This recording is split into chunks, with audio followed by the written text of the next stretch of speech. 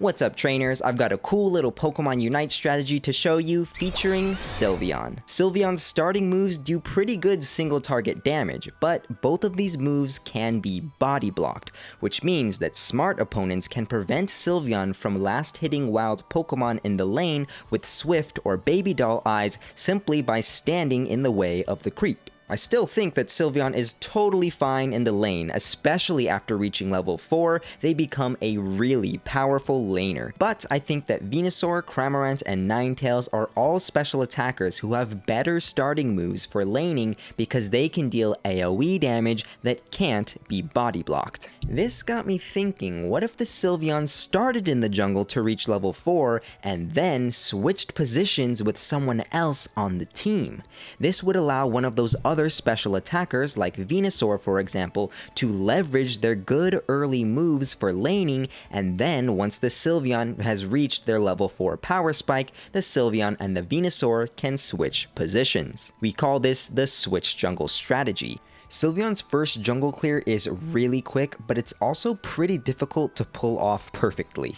Basically, every single time you cast Swift, each of those 4 little stars that flies out is a skill shot that you have to land. If you just move in a straight line towards or away from the creep you're trying to hit with Swift, then it's going to be pretty easy to land all 4 hits. I recommend attacking Ludicolo and Bouffalant from behind these rocks because it's going to protect you from getting smacked by their melee attacks. Just remember that when you have this barrier between yourself and your target, the creep isn't going to walk towards you in a straight line anymore, so you'll have to be careful if you want to land all 4 Swift hits and get out of the jungle as fast as possible. When you're playing Sylveon in the lane, it's really just a race to hit level 4, because the sooner you hit level 4, the faster you can start bullying your enemy laners, and the harder you can snowball out of control. If you're running into a situation where your opponents keep body blocking your Baby Doll Eyes and Swift hits, then I would switch gears and focus my damage onto the enemy laners themselves. Sylveon's passive allows them to deal a lot of damage, especially in the early game, so if your opponents want to absorb your hits, then let them. We're going to focus on this Sylveon jungle game for the rest of the video, but those were just some tips to get you started with Sylveon in the jungle or in the lane.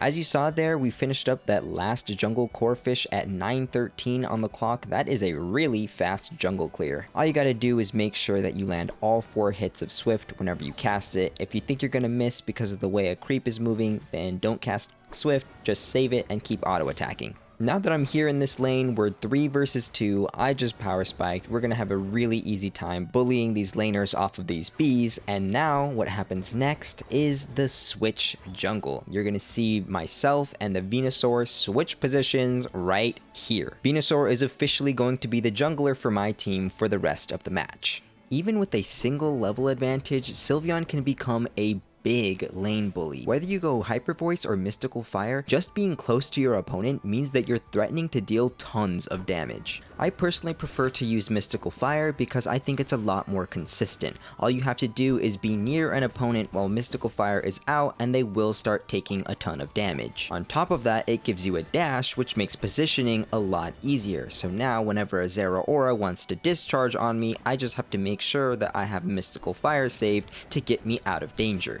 Hyper Voice does have a higher damage ceiling, which means that if you play perfectly, then Hyper Voice will deal more damage than Mystical Fire. For solo queue, non-competitive purposes, I think that Mystical Fire does enough damage as it is. Playing Mystical Fire Sylveon actually feels pretty similar to Cinderace because your damage is single target focused. The difference is that Cinderace's damage will continue to climb and climb the later into the game you get. However, Sylveon's Mystical Fire damage will fall off pretty dramatically by the late game. This is why I recommend going Hyper Voice if you're looking for something to replace Cinderace, because Hyper Voice is going to allow you to still have access to a really high damage ceiling in the late game.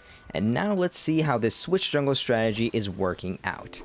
Ideally, I'd like for Venusaur to have at least a little bit more EXP, just so that by the time Dreadnought spawns, they'd only need maybe one more Audino to hit level 9. This fight right here actually ended up being really close. We have a great position that allows us to do a lot of damage on them, but I got scared and didn't leverage that position well enough to do enough damage to make us win that fight. But yeah, back to the EXP on Venusaur thing. If I were to do this strategy again, then I think what I would do is skip that last jungle core fish on Sylveon's first jungle run, and I would just allow the Venusaur to get that so that they could get that little extra bit of more EXP.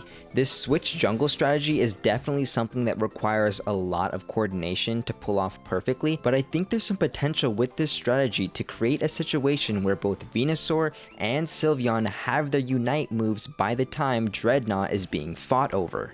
By the way, if you're wondering, the items that I use on Sylveon are Buddy Barrier, Focus Band, and Choice Specs. If you're going Mystical Fire on Sylveon, then you could also go Muscle Band instead of Focus Band to give yourself a little bit more damage. Rotom has already been captured by my opponents, so I'm gonna have to defend this, but after this defense, there's gonna be nothing to do but go around and farm. If you're playing a damage dealer Pokemon, then during these times where there are no objectives up, you should be farming.